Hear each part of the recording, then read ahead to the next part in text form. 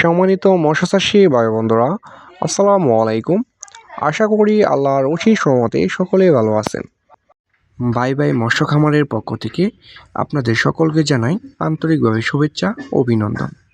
Dear viewers, আমার ভিডিওটি যারা দেশ এবং প্রবাস থেকে লক্ষ্য করে দেখছেন তাদেরকে জানাই আন্তরিকভাবে শুভেচ্ছা। সম্মানিত ভিউয়ার্স, আজকে যে বিষয়টি নিয়ে আলোচনা করব এটি হচ্ছে একটি বড় সাইজের হাইব্রিড মাগুর মাছ কেমন পুকুরে চাষ করবেন এবং এটি কোথায় বাজারজাত করবেন এবং কতদিনে বাজারজাত করবেন এবং এই বড় সাইজের হাইব্রিড মাগুর মাছটিকে কী খাদ্য খাওয়াবেন ও এটি রোগবেলায় কেমন।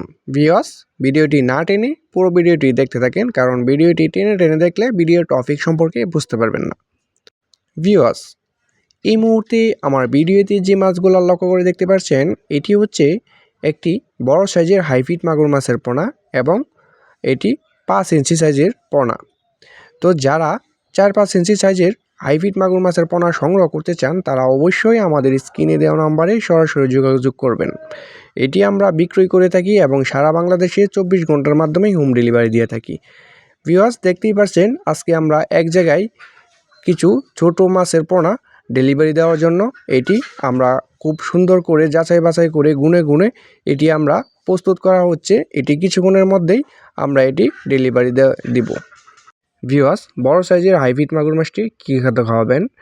আপনি যদি কোনো খামারি হয়ে থাকেন, যেমন হাঁসের খামার, মুরগির খামার, গরুর খামার বা বিভিন্ন খামার থাকে, তাহলে আপনি বিনামূল্যে একদম বিনা ফিড ছাড়াই কিন্তু আপনি এই হাইব্রিড মাগুর মাছটি চাষ করতে পারবেন এবং মাত্র 3 মাস চাষ করেই বাজারজাত করতে পারবেন। এক হেক্টর ওজন আনতে পারবেন 2 কেজি করে। এই মাছটি রোগবেলায় খুবই কম এবং যে কোনো ময়লা আবর্জনা পরিত্যক্ত পানিতেও কিন্তু বেঁচে থাকতে পারে। এই মাছটি কেমন পুকুরে চাষ করবেন? যাদের ছোট্ট এবং বড় জলাশয় রয়েছে বা ময়লা আবর্জনা ছোট্ট খালবিল রয়েছে তারা কিন্তু ময়লা আবর্জনা পুকুরে কিন্তু নোংরা পানিতেও এই মাছগুলো চাষ করতে পারবেন। অন্য মাছের তুলনায় হাইব্রিড মাগুর মাছের লাভ 3 গুণ বেশি।